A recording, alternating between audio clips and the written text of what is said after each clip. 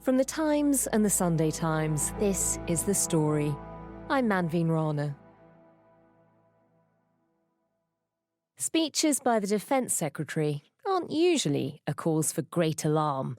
But when he stood up a few days ago and revealed a series of events that had just taken place off the coast of Britain, it sent a chill across Parliament.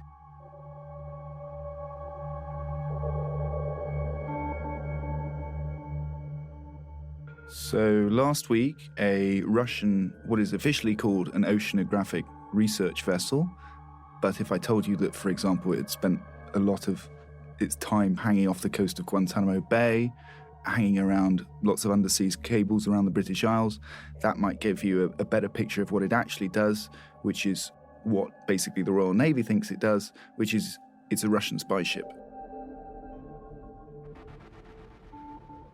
And this Russian spy ship turned up off the coast of the British Isles, not the first time that it had done so, and entered Britain's exclusive economic zone. Started to approach British waters. I think it was about 45 miles off the coast of the UK when the Royal Navy gently shepherded it away from British waters up through the Channel and up out of the North Sea. And the RAF deployed maritime patrol aircraft to basically monitor exactly what it was doing, because basically British patience had snapped. This was not the first time that it had come to the UK, and it had snapped to the extent that the Defence Secretary took the kind of unusual step of going to MPs to announce what had happened and deliver a strong message to Putin and say, we see you, we know what you're up to, and we're not going to stand for it.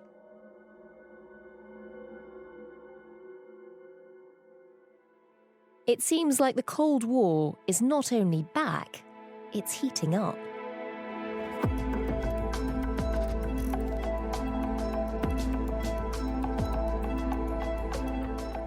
The story today, the underwater war against Russian sabotage.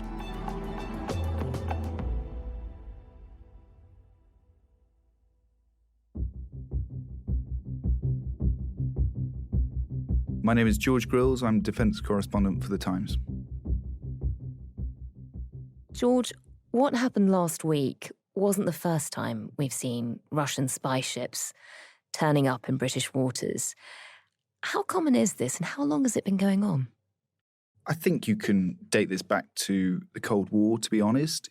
If you think about where Britain is on a map, it is basically at the entrance to the Atlantic as far as Russia is concerned. So if Russia wants to get to the Atlantic, it has to basically pass the UK.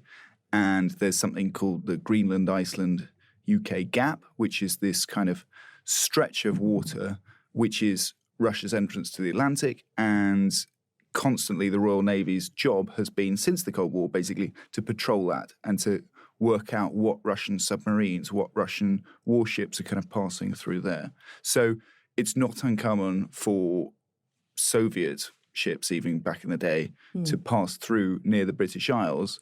I think what is a new phenomenon is the loitering of Russian spy ships around critical underseas infrastructure, and the fact that Britain appears to be taking a slightly more robust approach to that.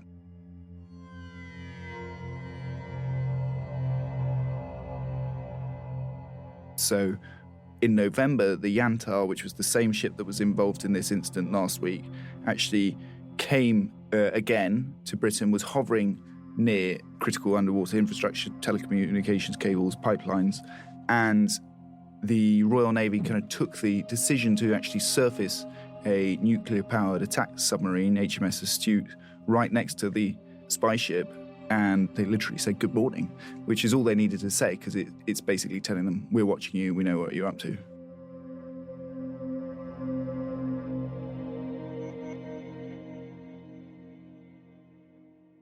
That must have been quite the shock to see a submarine turning up next to you. And it's an unusual move because they're usually very, very secretive.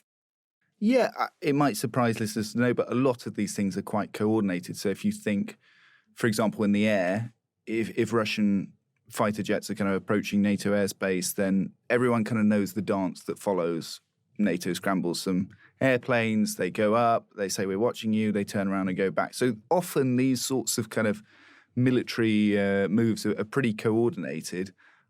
But there does seem to be a kind of step up, certainly in the maritime domain, of nervousness about underseas infrastructure and therefore taking a slightly more aggressive approach towards Russian ships that kind of approach the UK.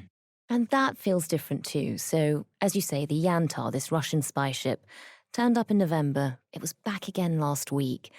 And really unusually, we had the Defence Secretary standing up in Parliament and talking about it. Mr. Speaker, this is another example of growing Russian aggression, targeting our allies abroad and us at home. The heads of MI6 and the CIA recently stated together in a joint statement Russia is waging, they said, a reckless campaign of sabotage across Europe. Going very public about what was happening in a way that they hadn't in November, for example. I want to thank all the personnel involved for their dedication and their professionalism. And I also want President Putin to hear this message. We see you, we know what you're doing, and we will not shy away from robust action to protect this country.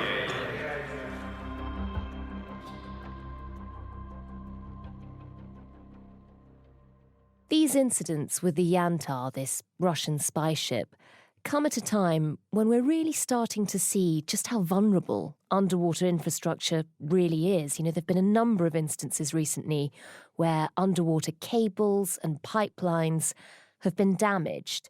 How is the Defence Secretary dealing with that threat? Well, the attraction to hostile actors, namely Russia and China, is that this is quite often deniable. It's very hard to prove, for example, that a submarine cable or an infrastructure that has been damaged has been done so deliberately and that it wasn't an accident. Therefore, if you want to cause huge economic harm to the West and to the UK, you can do so potentially in a way where it doesn't get traced back to you. So all of the NATO response has been, and why this submarine surfaced right there, is basically to try and remove that and be able to pinpoint exactly who was responsible for breaking what cable and hopefully deter countries from attacking that infrastructure by having very credible proof that it's them who's responsible. And to call it out in Parliament in that way feels very unusual too. And I understand he's even changed the rules of engagement. For the last 2 days, the Royal Navy has deployed HMS Somerset and HMS Tyne to monitor the vessel every minute through our waters. And I changed the Royal Navy's rules of engagement so that our warships can get closer and better track the Yantar. And also, when you can actually use a submarine, usually you wouldn't use a submarine against, for example, a research vessel, but I guess it sends a bit of a message, doesn't it? If you have a nuclear-powered attack submarine surfacing right next to you, it's intimidation, isn't it, really? A clear message that you don't think it's really a research vessel. No. What do you think the Yantar has been trying to achieve when it turns up in British waters back in November last week? What is it trying to do? And also off the Irish coast, it spent a long time in 2021. A lot of the transatlantic underwater cables kind of go through Ireland. So that would explain why it might be interested in that sort of area.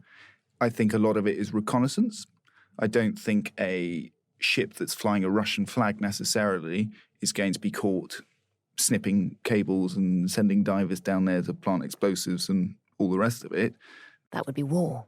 Well, that would be war, exactly. And it removes the deniability. But what they could be doing is researching exactly where these cables are, what depth and how easy they are to get to, what the seabed is like in that place, what the currents are like, where they think, for example, ships are not patrolling, where there might be gaps in defences. So it's collecting information, most probably. I mean, we're speculating potentially other ships that you know, they can use more deniably to attack infrastructure. And I suppose it gets a sense of how quickly we respond to these things too, so it's almost testing our response times.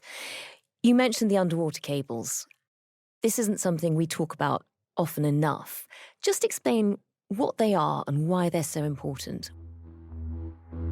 If you think about modern economies, they're totally reliant on these cables that are on the floor of the ocean. So 95% of internet traffic, or over 95% in fact, comes from these subsea cables. If you think about the lights that we turn on at home and the heating that we have through our radiators, that all comes from gas, and the gas comes from pipelines.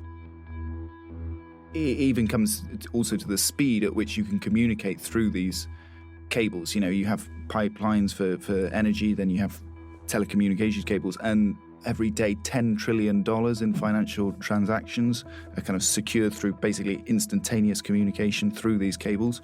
And we're an island as well, so we are particularly vulnerable to this because we can be cut off in a way that perhaps mainland Europe is slightly more defensible, you know. So at the worst, we could be cut off without electricity, gas, without internet access, telecommunications. I mean, that starts to look like a very bleak world. Yeah, it's a cheap and deniable way of basically destroying Western economies. Wow.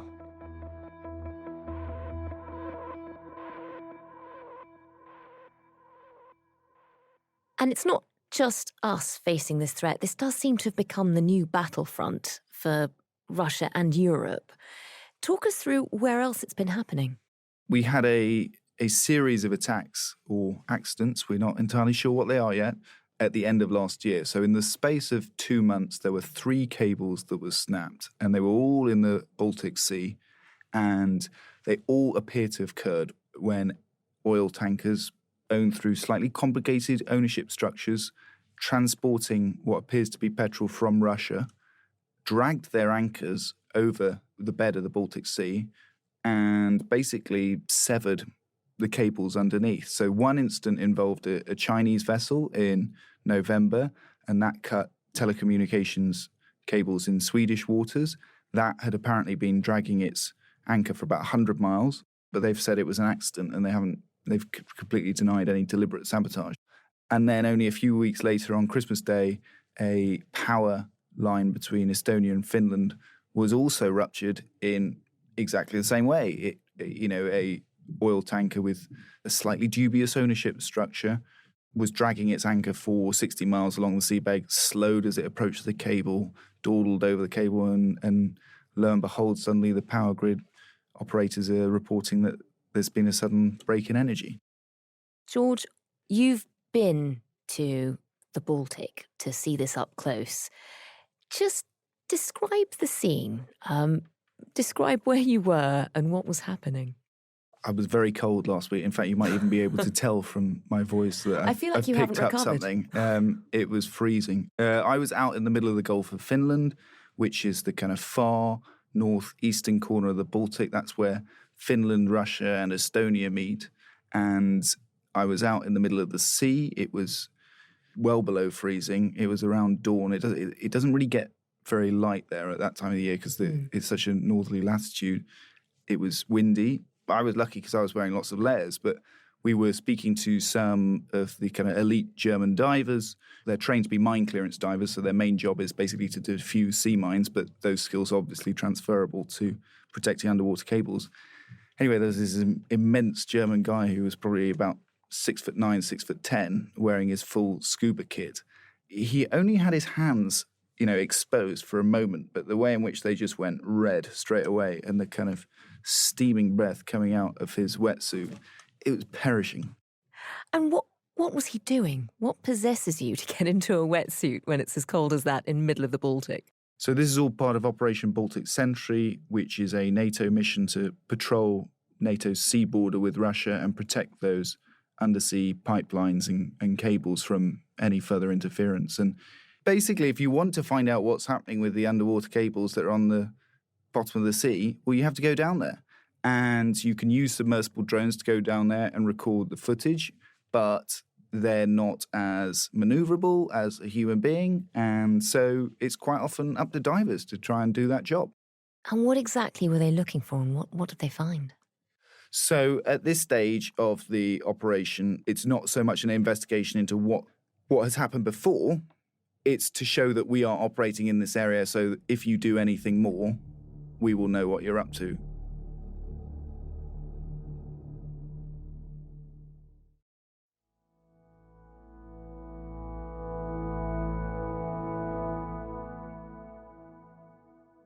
George, you were telling us earlier about these incidents where we're seeing oil tankers with dubious and very complicated ownership structures turning up, dragging anchors across the seabed, highly unusual behaviour, which are then cutting underwater cables.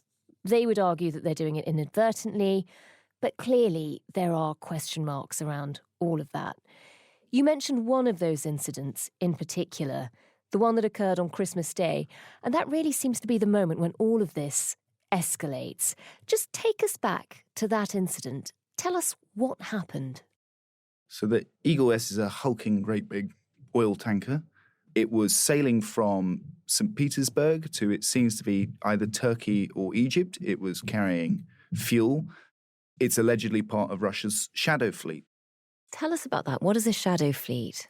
Following the Russian invasion of Ukraine, Western countries put sanctions on Russia, but Russia being entirely reliant on its oil and gas exports, needed to find other markets and other ways to get there.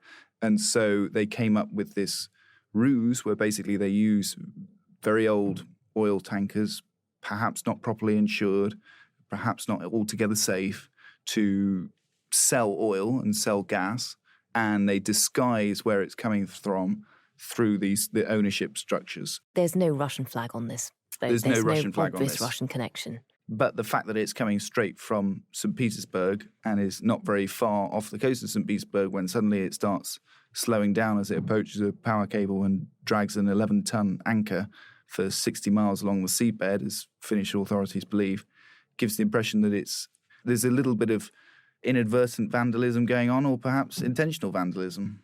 I mean, tell us about that. Dragging an anchor for 60 miles on the seabed, that's not normal behaviour. To be fair, there are conflicting reports. Some people are, there was a report in the Washington Post that was saying that European and American intelligence agencies think it was just human error and the crew was incompetent. If you ask any seaman if they accidentally dropped an 11-ton tanker overboard, which I would imagine is quite hard to do, you just cut it straight away. You just let go because you'll probably have another one. They didn't do that. They continued to drag it along the seabed, and this boat maybe had form because it was seen also loitering off another piece of critical underseas infrastructure in the North Sea off the coast of Holland, a cable that connects the UK and mainland Europe and the US, only a few months before. So that leads to more questions. And then there are also reports in Lloyd's List, which is the kind of oldest shipping journal in the world, which talked about how it had dropped sensor-like devices in the English Channel before then, that there were unauthorized people on board who no one knew who they were.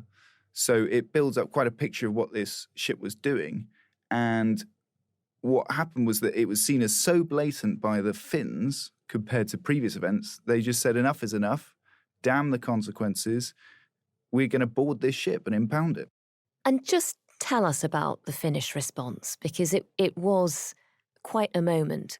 Yeah, the Finns don't muck about. They sent some helicopters out into the Baltic Sea and basically boarded the vessel, took it back to Finland and said, we're arresting the crew and detaining them and asking them lots of questions until we find out what on earth went wrong here. And they basically weren't buying the excuse that it was pure accident that had caused this damage.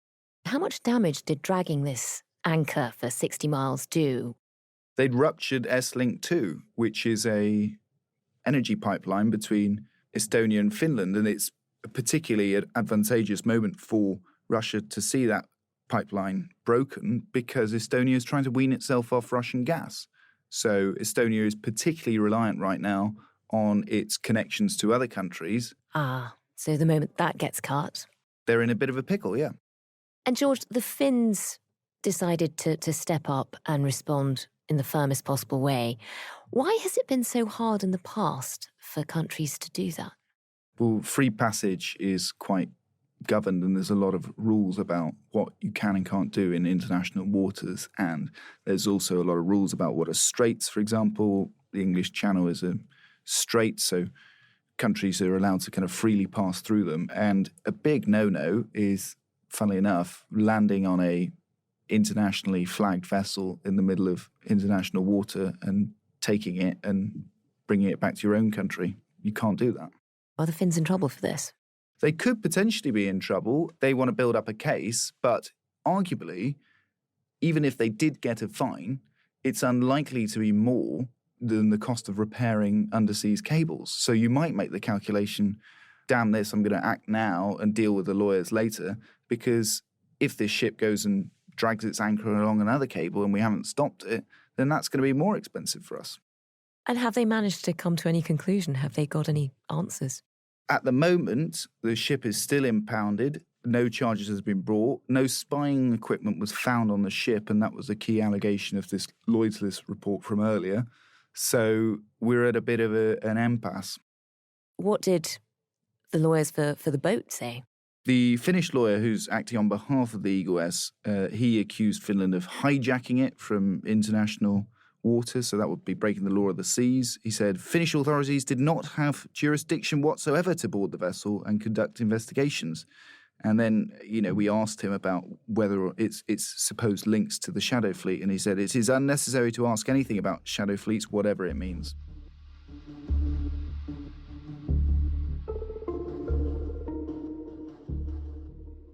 After Finland had that really striking response, we then had John Healey standing up in Parliament last week talking about this in a way that, he hadn't in November when we'd had a very similar incident.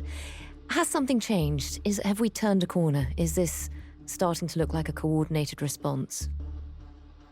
I think that incident on Christmas Day in particular was seen as so flagrant that it demanded, a step up. And so now NATO has announced something called Operation Baltic Sentry, which involves a Dutch frigate, German minesweeper, a French minesweeper coming soon, a Swedish corvette coming soon. The UK is sending its maritime patrol craft, which are sort of P-8 submarine hunting planes, and then also rivet joints, which are spy planes. So it is a bit of a response now. It's kind of saying enough is enough. The Finnish Prime Minister, Alexander Stubb, has been very strong on this.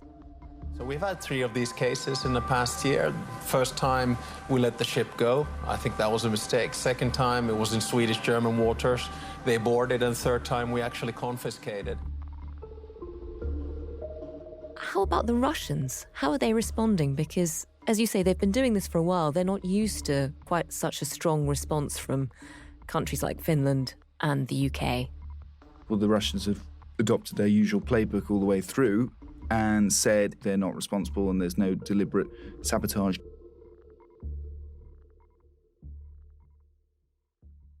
George, you're a defence correspondent. You watch the risks to security on a daily basis. You've been to the Baltic Sea, you've seen this up close. Is this the new battlefront we should all be worried about? Is this the place where we're vulnerable, where we're quite exposed? It's one of them. I think you would also include in that satellites. If you think about how modern economies work, they rely on me being able to send an email and you being able to buy this or deliver that, and all that sort of logistics is powered through undersea cables. So it's attacking that, but also it relies on satellites. And, all kind of major powers are investing in their space capabilities, testing missiles that could take out satellites. So that would be another area where you would want to invest to potentially protect yourself. But then also, if you cast your mind back to the summer, there were those incidents with delivery packages exploding at airports. DHL planes. DHL planes, exactly. Lithuania and places like that. Exactly. And Donald Tusk, the Prime Minister of Poland, only last week was saying this is Russian terrorism. They are aiming to take out planes, transatlantic planes, using delivery packages. So that's another way in which you could kind of interrupt economies and logistics, not to mention the loss of life, but potentially another deniable form of attack similar to those underwater cables. And George, how seriously should we take the threat from Russia now? Are we getting to a point where it feels like we're entering the stage of a war? Well, we're in a Cold War again, aren't we? But arguably even worse, because if you look now there's apparent sabotage going on, and that's a pretty direct threat, isn't it? It's a really, really dangerous moment.